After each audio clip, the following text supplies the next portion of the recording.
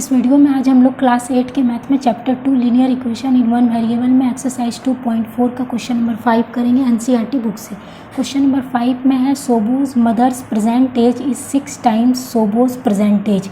सोबोज age 5 years from now will be 1/3 of his mother present age. What are there present ages. तो देखिए question में क्या दिया हुआ है, पहले क्वेश्चन को समझ लीजिए। क्वेश्चन में दिया है कि सोबो की माँ का जो प्रेजेंट एज है वो 6 टाइम है सोबो के प्रेजेंट एज से, ठीक है। और सोबोज का एज जो है 5 साल बाद, 5 years फ्रॉम नाउ का मतलब है 5 साल बाद, ठीक है। तो सोबो का एज जो है 5 साल बाद वो कितना हो जाएगा, 1/3 हो जाएगा उसके माँ के प्रेजेंट एज से, ठीक है। तो what are there present as, तो सोबो का प्रेजेंट एज क्या होगा और उसकी माँ का प्रेजेंट एज क्या होगा ये हमको बताना है। तो क्वेश्चन में यही दिया हुआ है कि सोबो की माँ का प्रेजेंट एज जो है वो 6 टाइम है सोबो के प्रेजेंट एज से, और 5 साल बाद जो है सोबो का एज जो है वो हो जाएगा 1/3 उसकी माँ के प्रेजेंट एज से। तो दोनों का प्रेजेंट एज यानी सोबो और उसकी माँ का प्रेजेंट एज क्या होगा ये हमको बताना है। तो क्वेश्चन में यही दिया हुआ है। तो देखिए सॉल्यूशन इसको कैसे सॉल्व करेंगे, हम मान लेंगे कि सोबो का प्रेजेंट एज है x ईयर्स, ये मान के चलेंगे। तो यहाँ लिखेंगे let Sobo's present age, let Sobo's present as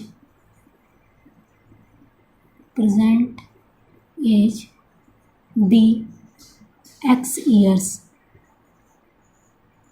ठीक है। हम मान लेते हैं कि सोबो का प्रेजेंट एज है x ईयर्स, ठीक है। तो therefore his mother present age, his mother's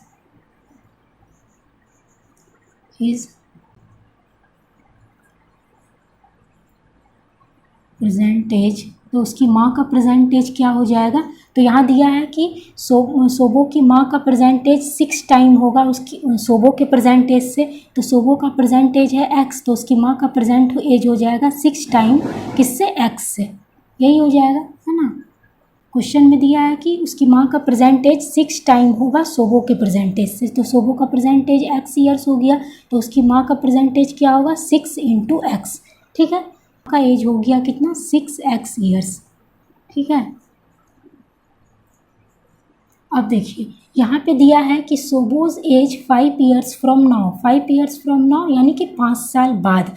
तो यहाँ दिया है कि 5 साल बाद सोबो का एज जो होगा वो 1/3 होगा उसकी माँ के प्रेजेंट एज से, ठीक है। तो देखिए एक चीज़ याद रखिए कि अगर मान लीजिए सोबो का अभी प्रेजेंट एज जो है, ये मैं समझा रही हूँ कि सोबो का प्रेजेंट एज जो है वो कितना है, सोबो का, ये सोबो है, सोबो का प्रेजेंट एज जो है वो है x ईयर्स, ठीक है, ये हम लोग माने हैं। तो 5 साल बाद यानी आफ्टर 5 years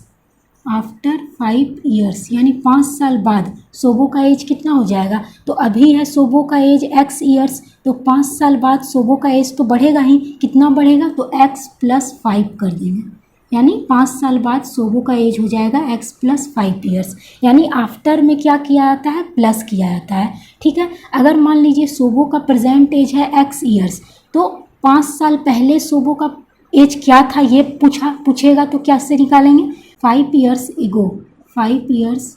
एगो मतलब कि बिफोर, ठीक है। तो सोबो का प्रेजेंट एज है x ईयर्स, तो 5 years एगो यानी 5 साल पहले सोबो का एज क्या था, तो क्या करेंगे, अभी है सोबो का एज x ईयर्स, तो 5 साल पहले सोबो का एज तो कम ही होगा, तो कितना कम था सोबो का एज, तो क्या करेंगे x - 5 years कर देंगे, ठीक है। यानी 5 साल पहले सोबो का एज था x - 5 years। तो हमेशा याद रखिएगा आफ्टर में प्लस किया जाता है और बिफोर में माइनस किया जाता है। तो यहाँ पे देखिए दिया हुआ है कि 5 साल बाद सोबो का एज हो जाता है 1/3 उसकी माँ के प्रेजेंट एज से। तो पहले हम लोग निकाल लेते हैं कि 5 साल बाद सोबो का एज कितना हो जाएगा, ठीक है। तो यहाँ लिखेंगे after 5 years Sobo's age will be, यानी 5 साल बाद सोबो का एज कितना हो जाएगा।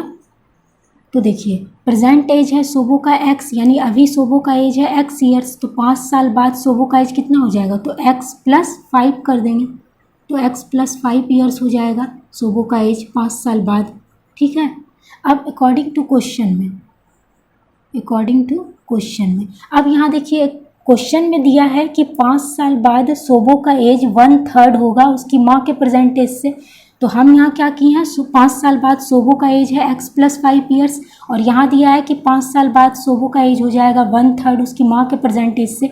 तो दोनों को इक्वल कर देंगे, यानी 5 साल बाद सोबो का एज जो हो जाएगा वो x + 5 ईयर्स हो जाएगा, ये हम निकाले हैं। और दिस इज इक्वल टू, यहाँ दिया है कि 5 साल बाद सोबो का एज जो होगा वो 1/3 होगा किसके, उसके माँ के प्रेजेंट एज से। तो उसका माँ का प्रेजेंट एज है 6x, यानी 6x से, ठीक है। तो दोनों को हम लोग इक्वल कर लेंगे, यानी 5 साल बाद सोबो का एज इतना होगा, ये हम निकाले हैं, और क्वेश्चन में दिया है 5 साल बाद सोबो का एज इतना होगा। तो दोनों को क्या करेंगे, इक्वल कर देंगे, क्योंकि दोनों का पास सोबो का ही एज है 5 साल बाद, तो इसलिए दोनों को इक्वल कर देंगे और इससे x का वैल्यू निकाल लेंगे, ठीक है। तो इसको हम काट देते हैं, 6 मेरा 3 से कट जाएगा, 3 × 2 = 6, तो ये हो जाएगा x + 5, और ये 2 × 1 क्या हो जाएगा 2, और ये x, तो 2x हो गया, ठीक है। दिस इम्प्लाइज दैट ये 5 हो गया, और दिस इज इक्वल टू ये 2x हो गया, और x को हम लोग इक्वल टू के उधर ले जाएंगे तो ये -x हो जाएगा, ठीक है।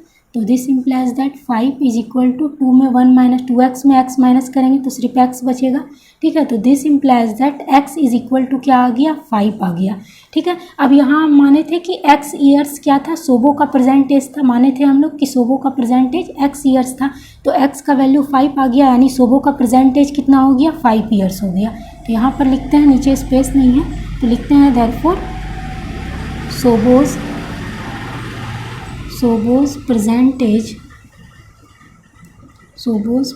एज कितना हो गया, 5 ईयर्स हो गया, ठीक है।